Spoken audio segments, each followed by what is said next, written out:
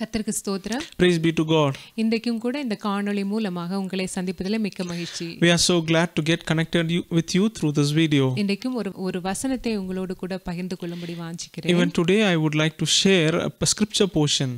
சங்கீதம் 139 18ஆம் வசனம். It is from Psalms chapter 139 verse 18. நான் விழிக்கும்போது இன்னும் உம்மண்டையில் இருக்கிறேன். When I awake I am still with thee. இந்த வசனத்திலே என்ன மிகவும் ஆழமாக தொட்டதான ஒரு வார்த்தை இன்னும். One of the word that touched my heart is that still. நான் விழிக்கும்போது இன்னும் உம்மண்டையில் இருக்கிறேன். When I awake I am still with thee. அவர் இதை சொல்வதற்கு ஒரு காரணம் இருக்கிறது என்பதை நான் அதை திரும்ப வாசிக்கும்போது புரிந்து கொண்டேன். As I repeatedly going through that particular verse, I understood there is something behind that verse. இந்த சங்கீதத்தை முழுதுமாக நான் திரும்ப வாசிக்கும்போது இந்த சங்கீதத்தை இரண்டு பகுதிகளாக நாம் பிரிக்கலாம். As I was reading this psalm, I understood that we can divide this psalm into two parts. முதல் 17 வசனங்களும் கர்த்தர் நம்மை எப்படி அறிந்திருக்கிறார் என்பதுதான் இந்த முதல் 17 வசனங்களும் சொல்கிறது. The first 17 words talks about how our God understands or knows us. கர்த்தர் நம்மை எவ்வளவு ஆழமாக ஆராய்ந்திருக்கிறார், எவ்வளவு நெருக்கமாக நம்மை அறிந்திருக்கிறார், எப்பொழுதிலிருந்தே நம்மை அறிந்திருக்கிறார் என்பதை நாம் இதிலே படிக்கலாம். From this verse we can understand how God is searching through us and how depth God has understood us is what we can understand from here. மாத்திரமல்ல அவர் நம்மை எவ்வளவு அழகாக நம்மை தொடர்ந்து வருகிறார் என்பதையும் குறித்து நாம் இதிலே அறிந்து கொள்ளலாம். And also we can understand the way how God is persuading us. இந்த 18ஆம் வசனத்திற்கு கீழாக உள்ள வசனங்களை நாம் படிக்கும்போது as we read the rear verses from verse 18, பிற்பாடு உள்ள வசனங்களிலே அவர் தன்னுடைய அறிக்கையையும் தன்னுடைய ஜெபத்தையும் அங்கே எழுதுகிறார். in the rear verses David is writing about his prayer and about his confession. அப்படி என்றால் அவர் அந்த அறிக்கையையும் தன்னுடைய ஜெபத்தையும் அவர் ஏறெடுப்பதற்கு முன்பதாக அவர் ஆண்டவருடைய மகத்துவமான கிரியைகளை முதலிலே அவர் ஆராய்ந்திருக்கிறார். Even before he starts his prayer and his confession, he has understood the magnificent work of the Lord. இங்கே நான் விழிக்கும்போது இன்னும் மண்டையில் இருக்கிறேன் என்று சொல்லிட்டு தான் அதுக்கு பிற்பாடு அவர் அறிக்கையும் ஜெபத்தையும் செய்கிறார். After saying this verse that says when I awake I am still with thee, and then follows his confession and prayer. நான் விழிக்கும்போது என்று சொல்லும்போது அப்படி என்றால் அவர் அதற்கு ஆப்போசிட்டான பதம், அதனுடைய எதிர்மறையான பதம் என்ன என்று கேட்டால் நான் விழிக்காத போது அல்ல என்றால் நான் உணர்வில்லாத போது என்று புரிந்து கொள்ளலாம். When he says when I awake, which means the contrary or the opposite word for that is that when he was not awake. அவர் விழிக்கும் போது தான் அவர் ஆண்டவருடைய மகத்துவமான கிரியைகளையும் அவர் அறிந்து அதை எழுதுகிறார். So which means only when he is awake he understood the magnificent work of the Lord, and then he continues to write the psalm. இந்த வசனத்தை படிக்கும்போது எனக்கு ஒரு சின்ன சம்பவம் நினைவுக்கு வந்தது. I remember an instance as I was going through this verse. பொதுவாக சின்ன குழந்தைங்க சிறு குழந்தைங்க தூங்கும்போது தூங்கி எழுந்த உடனே அவங்க அழுவாங்க. Generally when little children as soon as they get up from their sleep they used to cry. எதற்காக அழுறாங்க அப்படினா நமக்கு தெரியாது. ஆனா அம்மாவோ அப்பாவோ தகப்பனோ தாயோ அவங்க பக்கத்துல இருந்துட்டாங்கன்னா அவங்க அமைதியாயிடுறாங்க. So we do not know for the reason why these little babies they cry, but once when the mother or the father comes close to them then they stop crying. நான் என்ன விளங்கிக்கிறேன் அப்படினா குழந்தைங்க பயத்தினால அழுகுறாங்க. அதாவது அவங்க எழும்பும் போதே அவங்க தாயோ தகப்பனையோ பார்க்கல அப்படினா அவங்களுக்கு ஐயோ நான் தனியா ஆயிட்டனோ அப்படின்ற ஒரு பயம் அவங்களுக்கு வந்துருது. So what I understood that is when the children when they get up they have a feeling that they have been isolated or left alone, and that's the reason because of fear they start crying. இப்படிதான் நம்முடைய ஆவிக்குரிய ஜீவியத்துல கூட நான் இதை தொடர்பு படுத்தி பார்க்கும்போது எனக்கு ஒரு காரியம் விளங்கினது. As we connect this to our spiritual life, I remember one thing. இந்த தாவீது இவர் கடந்து போனதான இந்த பாதையை போல நமக்கும் கூட பல அனுபவங்கள் வர்றது உண்டு. Just like this David went through certain paths, even we also have to encounter those circumstances. இந்த சங்கீதத்துல பல இடங்கள்ல அவர் தன்னுடைய அனுபவத்தை குறித்து அவர் அறிக்கையாக சொல்லுகிறார். In this particular psalm, as a confession, he talks about his experiences. 5ஆம் வசனத்துல முற்புறத்திலும் பிற்புறத்திலும் நீர் என்னை நெருக்கி உமது கரத்தை என் மேல் வைக்கிறீர். In verse 5 he says, thou hast beset me behind and before and laid thine hand upon me. 7வது வசனத்துல உம்முடைய ஆவிக்கு மறைவாக எங்கே போவேன், உம்முடைய சமூகத்தை விட்டு எங்கே ஓடுவேன் என்று சொல்றார். In verse 7 he says, whither shall I go from thy spirit, or where shall I flee from thy presence? அப்படினா அவர் தேவ சமூகத்தை விட்டு எப்பொழுதெல்லாம் அவர் விலகி போன அனுபவங்கள் அவருக்கும் வந்திருக்கிறது. அது மட்டும் இல்ல, விலகி போன போதெல்லாம் ஆண்டவருடைய கை அவரை விடவும் இல்ல. So there were occasions where he had also went away from the presence of God, but whenever he went away from God's presence, the hand of the Lord did not leave him or forsake him. இதை நம்முடைய ஜீவியத்தோடு தொடர்பு படுத்தி பார்ப்போம் என்றால் நமக்கும் கூட அநேக சமயங்கள்ல நாமும் தேவ சமூகத்தை விட்டு சற்று விலகி போகிறதான அனுபவங்கள் நமக்கும் வர்றதுண்டு. When we connect this to our spiritual life as well, there are occasions that we also had gone astray from God. அப்பொழுதெல்லாம் கர்த்தர் நம்மை விடுகிறதும் இல்ல, முற்புறத்திலும் பிற்புறத்திலும் அவருடைய கை நம்மை நெருக்கத்தான் செய்கிறது. At all those circumstances the Lord did not forsaken us, but rather his hand was besetting us behind and before. அப்பொழுதெல்லாம் அந்த நெருக்கங்கள் வரும்போதெல்லாம் நம்முடைய ஆத்துமாவில தொய்வு ஏற்பட்டு நிச்சயமாகவே நமக்குள்ள ஒரு உணர்வு வரதான் செய்கிறது. So at times whenever we get into such kind of oppression, we get a realization in our spirit. ஆனா இதுல விசேஷமான காரியம் இல்லைனா நாம சிந்திக்க வேண்டிய ஒரு காரியம் என்னன்னா, but what the thing that we need to understand here is, நான் விழிக்கும்போது இன்னும் மண்டையில் இருக்கிறேன். when I awake I am still with thee. ஒருவேளை நமக்கும் இதே போல தேவ சமூகத்தை விட்டு தூரமா போகிற அனுபவம் வந்துவிட்டாலோ, in case if we have an experience of going away from God, அப்பொழுதெல்லாம் நமக்கும் ஒரு உணர்வை தேவன் தருகிறார். at that time even God gives us a realization or a conviction. அந்த உணர்வை வரும்போது நாம் விழிக்கிறோம். When that conviction comes in us, then we awake.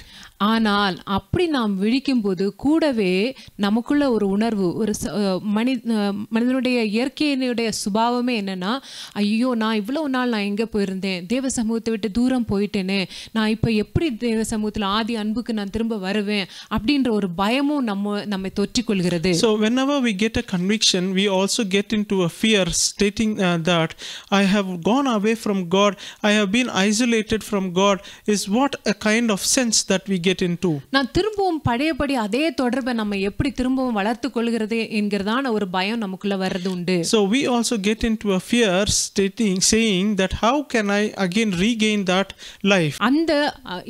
அந்த மாதிரி ஒரு சந்தர்ப்பத்துல தான் தாவீது ஒருவேளை இந்த வசனத்தை சொல்லியிருக்கலாம். Maybe during such an occasion David would have said this psalm.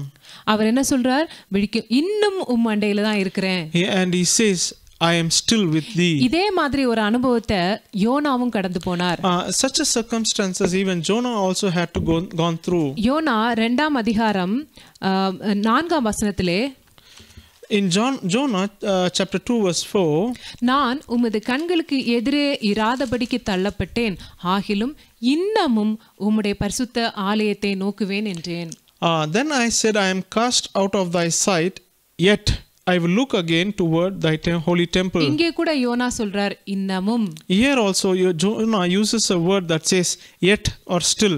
இங்கே அவர் சொல்லுகிறதான காரியம் என்னன்னா, நான் இவ்வளவு தூரம் போயிட்டேன் ஆண்டவரே, நீர் என்னை நெருக்கி உம்முடைய இப்பொழுது கூட நெருக்கும் போது நான் என்னுடைய ஆத்மாவிலே எனக்கு ஒரு தொய்வு ஏற்படும் போது நான் இன்னமும் உம்முடைய சமூகத்தை தான் நோக்கி பார்க்கிறேன். Jonah also at occasion since he went away from the Lord, when he was also been besetted or oppressed, even here he also says, Lord, yet still I will look again towards thy temple. அப்படினா யோனாவுக்கு அவர் ஏன் இந்த மாதிரி இன்னமும் உம்முடைய சமூகத்தையே நோக்கி பார்ப்பேன் என்று சொல்றார்னா, why is that Jonah saying that word yet, that he would look to his temple? அவருக்கு முதல்ல தெரிந்திருக்கிறது, கர்த்தர் என்னை, நான் தேவ சமூகத்தை விட்டு நான் போய்விட்டேன், ஆனாலும் தேவன் என்னை விடுகிறதில்லை, இப்பொழுதும் தேவனுடைய சமூகம் என் கூட தான் இருக்கிறது என்பதை அவர் நன்றாக தெரிந்து வைத்திருக்கிறார்.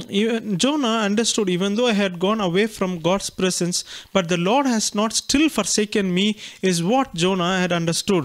யோனா 1ஆம் அதிகாரம் 3ஆம் வசனத்துல சொல்லும்போது யோனா கர்த்தருடைய சமூகத்தினின்று விலகி அப்படிதான் எழுதியிருக்கிறது. In Jonah chapter 1 verse 3 it is written that he went or fled from the presence of God. அப்படினா யோனாவும் தேவ சமூகத்திலிருந்து விலகி போனது உண்மைதான்.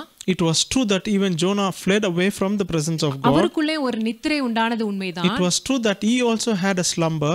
ஆனால் கர்த்தர் விடவில்லை. But still the Lord did not give up. கர்த்தர் அவரை நெருக்கினார். The Lord besetted him. அதே நேரம் அந்த நெருக்கத்திலேயே அவரை தப்புவிக்கும்படி ஒரு மீனையும் ஆயத்தப்படுத்தி வைத்திருந்தார். Even at that circumstances, amidst of his oppression, God also prepared a fish. அவர் ஆயத்தப்படுத்தினார் என்றால் அவருடைய கை அங்கே இருந்திருக்கிறது. When it says that he prepared a fish, which means his hand was also there. அவருடைய கை இருந்ததென்றால் கண்டிப்பாக அந்த இடத்துல தேவ சமூகம் இருக்கிறது. If the hand of the Lord was there, which means the presence of God also was existed. இதை நன்றாக உணர்ந்த யோனா தான் சொல்கிறார், இன்னமும் உம்முடைய பரிசுத்த ஆலயத்தையே நோக்குவேன். Having understood this, Jonah is saying, yet I will look again toward thy holy temple. அப்படினா நாமும் கூட ஒருவேளை நமக்கும் இந்த மாதிரியான ஒரு உணர்வில்லாத ஒரு அனுபவம் நமக்கு இருக்கும்போது கண்டிப்பாக நாம் யோசிக்க வேண்டிய சில காரியங்கள் உண்டு. Even so, when we do not have such a kind of not having a conviction in our heart, there are certain things that we need to look towards. நாம எப்படி உணர்வில்லாம இருக்கறோம்ங்கறத புரிந்து கொள்கிறதுக்கு ஒருவேளை டைம் ஆயிருது. Sometimes it also takes time that we are not into a realization or a conviction. நம்ம வாழ்க்கையில அனுதினமும் நம்முடைய வாழ்க்கை போற போக்கிலேயே அப்படி போய் கொண்டிருக்கிறதுனால நமக்குள்ள ஒரு உணர்வு சில நேரம் நம்ம விட்டு நஷ்டப்பட்டு போயிடுறது. Sometimes even as we just run through the current, and sometimes we also lose our spirit. ஆனா ஆண்டவரை நம்ம விடுறது இல்ல, நமக்குள்ள ஒரு நெருக்கத்தை கொடுத்து நம்முடைய ஆத்மாவில ஒரு தொய்வையும் கொடுக்கிறார். But God doesn't give up, but he gives us a conviction, and he gives a kind of an oppression. யோனாக்கும் இது சம்பவித்தது. It also happened to Jonah. 2:4 சொல்லும்போது என் ஆத்மா என்னில் தொய்ந்து போகையில் கர்த்தரை நினைத்தேன். In Jonah 2:4 he says, when I am cast out of thy sight, I remember the Lord. அப்படினா நமக்கும் கூட ஒருவேளை நாம் நெருக்கப்படுகிறோமா அல்லது ஆவியில ஒரு சோர்வு தொய்வு வந்து விட்டதென்றால் நாம் உடனே புரிந்து கொள்ள வேண்டும், ஒருவேளை நாமும் தேவ சமூகத்தை விட்டு தூரமா போயிருக்கிறோமோ என்பதை நாம் ஆராய்ந்து பார்க்க வேண்டும். Whenever we also get into a type of kind of an oppression, we also need to examine ourselves whether that we have gone away from the presence of God. பொதுவாக நாம் ஏன் உணர்வில்லாம போகிறோம் என்பதற்கு பல காரணங்கள் இருக்கலாம். Perhaps there could be many reasons why we are losing a conviction or realization. சொந்த இஷ்டம் செய்வதாலயோ, it's because of doing our own will, தேவ பயம் இல்லாம போறதுனாலயோ, or it could be because of not having the fear of God, பழைய தோல்விகளே நினைச்சு நம்ம வருத்தப்படுறதுனாலயோ, or it could be because of the old failures that we always keep pondering. ஒவ்வொரு நம்மளை சந்திக்கிறதான ஒவ்வொரு பிரச்சனைகளையும் நாமே அதை சமாளிக்க நினைக்கும்போது, whenever we think that we alone can manage all the problems, இதெல்லாம் சம்பவிக்கும்போது நாம ஒரு காரியத்தை மறந்து போயிடுறோம். when all these things occur, we forget one thing. இதெல்லாம் அவர் தேவன் பார்த்து கொண்டே இருக்கிறார் என்கிற காரியத்தை நம்ம மறந்துடுறோம். We always forget the things to say that God is watching over us. அதனாலதான் தாவீது மீண்டும் நமக்கு நினைப்பூட்டி சொல்றாரு, கர்த்தாவே நீர் என்னை ஆராய்ந்து அறிந்திருக்கிறீர். Therefore psalmist he says, Lord, you are searching me and examining me. நம்ம இந்த காரியத்தை மறக்கிறதுனால தான் நம்ம உணர்வில்லாம போகிறோம். It's because we forget this thing, we do not have a realization. நமக்கு வருகிறதான ஒவ்வொரு சோதனைகளோ வேதனைகளோ தோல்வியோ பயமோ எந்த சூழ்நிலையிலும், amidst of all kinds of trials, tribulations and the persecutions that we are passing through, ஒரு காரியத்தை மட்டும் நம்ம நினைவிலே கொள்ள வேண்டும். we have to consider one certain thing. கர்த்தர் நம்மை ஆராய்ந்து அறிந்திருக்கிறார். And the Lord is searching us and he knows us. அவர் நம்மை பார்த்து கொண்டே இருக்கிறார். And he is watching over us. அதை நம்ம மறக்கும்போது, when we forget that, கண்டிப்பாக நாம் ஒருவேளை சுயமாக நம்ம பிரச்சனைகளை நாம சந்திக்கிறோம். Sometimes we under compulsion we try to face our own problems. அதனால நாமும் கூட கொஞ்சம் கொஞ்சமா சொந்த இஷ்டம் செய்றோம். And therefore we try to do our own will. தேவ சமூகத்தை விட்டு நம்ம விலகி போகிறோம். And we depart from the presence of God. இதனால தான் இதே மாதிரி காரியம் தான் யோனாவுக்கும் சம்பவித்தது. And it was the same thing that happened even to Jonah. நமக்கு ஒரு இப்படி உணர்வில்லாம போகும்போது நாம் என்னென்ன செய்து கொண்டிருக்கிறோம் நம்ம யோசிச்சு பார்த்தா when we lose our realization, as we consider what we do at such circumstances, அதாவது உணர்வில்லாம போகும்போது நம்முடைய நிலவரங்கள் எப்படிலாம் இருக்கிறது, இது நமக்கும் வருகிறதா என்று நம்ம கேள்வி கேட்டு பார்த்தோம்னா, so whenever we don't have a conviction and all those things, and as we question ourselves whether all these things would occur to us, கண்டிப்பா நமக்கு வருது. it is sure it comes to us. இது எப்படி அறிந்து கொள்ளலாம்? How can we understand? நம்ம சிருஷ்டிப்பையே நம்ம கேள்வி கேட்கிறோம் பல நேரங்கள்ல. Sometimes we question about our creation or our form, நம்முடைய சிந்தனைகளால நினைவுகளால அவரை பலமுறை நம்ம காயப்படுத்துகிறோம். and many a times we wound him with our thoughts and our imaginations. நம்முடைய வார்த்தைகளுக்கு ஒருவேளை ஆண்டவருடைய பிரியமில்லாத வார்த்தைகளை நம்ம பேசி விடுகிறோம். Sometimes we speak things that which are not pleasing God. நம்முடைய நினைவுகள்ல நம்முடைய எண்ணங்கள்ல ஆண்டவருக்கு சித்தமில்லாத எண்ணங்களை நம்ம வைத்துக் கொள்கிறோம். And in our hearts and in our mind we keep certain thoughts that which is not pleasing God. பயம் கலக்கம் வரலாம். And sometimes we may get into fear and trouble. தாழ்வு மனப்பான்மை வரலாம். We will get into inferiority complex. தவறான முடிவுகளையும் நம்ம எடுக்கலாம். Sometimes it leads us to a wrong decision. இப்படிப்பட்ட காரியத்துல ஏதாவது நமக்கு இருந்திருந்தா கண்டிப்பாக நம்ம புரிந்து கொள்ளணும், நமக்குள்ள உணர்வில்லாத ஒரு எண்ணம், நமக்குள்ள ஒரு உணர்வில்லாத அனுபவம் காணப்படுகிறது. So whenever we get into such kind of circumstances, we need to understand that we get into a heart which does not have a conviction. அப்படி நம்ம புரிந்து கொள்ளணும் என்றால் நம்ம விழித்துக் கொள்ள வேண்டும். நாம் எப்பொழுதெல்லாம் விழித்துக் கொள்கிறோமோ கண்டிப்பாக தேவ சமூகம் நமக்காக காத்து கொண்டிருக்கிறது. If we can understand that, then we can awake, and whenever we awake from our sleep or slumber, remember there is a presence of God awaiting for us. கண்டிப்பாக தேவ சமூகத்தை தாவீது உணர்ந்ததால் தான் அந்த பிற்பாடு உள்ள வசனங்களில் அவர் தன்னுடைய அறிக்கையும் ஜெபத்தையும் அவர் செய்கிறார். Having understood this, because David had a heart of conviction, then he started with his prayer and his confession. அவர் சொல்கிறார், கடைசியாக அவருடைய ஜெபம் எப்படி இருக்கிறது என்றால், என்னை சோதித்து என் சிந்தனைகளை அறிந்து கொள்ளும். And as you read in the rear verses, David is saying, search me, O God, and know my heart, நித்திய வழியிலே என்னை நடத்தும், and lead me in the way everlasting. இப்படிதான் நம்முடைய ஜீவியத்திலே ஒருவேளை தேவ சமூகத்தை விட்டு விலகி போயிருந்தோம் என்றால் நாம் உணர்வடைய வேண்டும். In our life as well, if there are occasions that we have gone astray from the presence of God, we need to come to a conviction. நாம் விழிக்கும்போது தேவ சமூகம் நமக்கு அருகாமையிலேயே இருக்கிறது. As we awake, we can feel the presence of God which is so close to us. தேவ சமூகத்திலே நாம் அறிக்கையிடுவோம், நாம் ஜெபிப்போம், தேவன் நம்மை ஆராய்ந்து அறிந்து கொள்வாராக. Let us all confess and let us yield our prayers to God, and the Lord will search us and he will know us. அப்பொழுது நித்திய வழியிலே நம்மை நடத்துவார். And then he will lead us into the way everlasting. கர்த்தர் தாமே இந்த வசனத்தின் மூலமாக நம்மை ஆசீர்வதிப்பார். May the Lord bless you all through these verses. Praise the Lord. Amen.